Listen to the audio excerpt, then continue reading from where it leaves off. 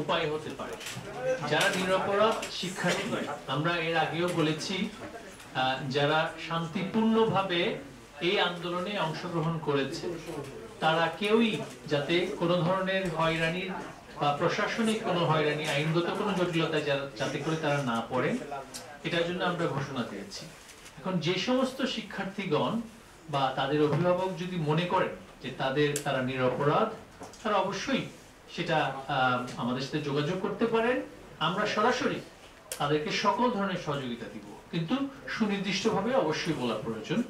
আমাদের আজকের এই বৈঠকে, আমাদের আজকের এই সভায় মাননীয় আইজিপি মহোদয় বলেছেন যে আসলে যে সমস্ত শিক্ষার্থী যেখানে অভিযোগ আসবে সেগুলোতে তৎক্ষণাৎ ব্যবস্থা নিচ্ছেন তারা, যে যদি কোনো তারা নিরপরাধ থেকে থাকে। তবে আমরা বারবার বলছি যে অভিভাবকগণ সেক্ষেত্রে নির্দিষ্ট আইন শৃঙ্খলা রক্ষাকারী বাহিনীর সাথে যেখানেই তাদেরকে নেওয়া হয়েছে বা জিজ্ঞাসাবাদ করার জন্য যদি নেওয়া হয়ে থাকে সেখানে তারা সঠিক তথ্য দেবেন।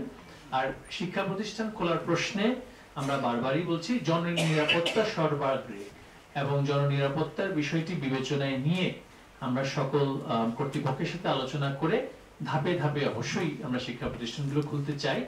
এবং প্রাথমিক শিক্ষার জন্য যে আমাদের বিদ্যালয়গুলো আছে, প্রাথমিক শিক্ষা প্রতিষ্ঠানগুলো, তার পরবর্তীতে মাধ্যমিক শিক্ষা প্রতিষ্ঠানগুলো, সেগুলো নিরাপত্তা ঝুঁকি নিরূপণের মাধ্যমে নির্ধারণ করা হবে। এই মুহূর্তে নিরাপত্তা ঝুঁকি নিরূপণ কিন্তু আমরা প্রতিদিন করছি এবং সেগুলো বিবেচনায় নিয়েই আমরা যথাসময়ে সেটা জানিয়ে দিব। কোনো টাইম ফ্রেম দিবেন কিনা মাননীয় মহোদয়? সেটা নিরাপত্তা ঝুঁকি যদি কমে তখন সেটা আপনারা জানতে পারবেন। অনলাইনে ক্লাস শুরু করার ব্যাপারে কিছু ভাবছেন কিনা, কারণ এখন ইন্টারনেট সচল আছে।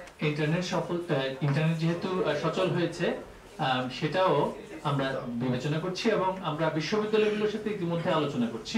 বেসরকারি কিছু বিশ্ববিদ্যালয় ইতিমধ্যে তাদের যেই আমাদের বিডিএর যে ইনফ্রাস্ট্রাকচার সেটা অ্যাসেস করছে, সেটা আমরা যথাসময়ে জানিয়ে দেব। মাননীয় মন্ত্রী, এই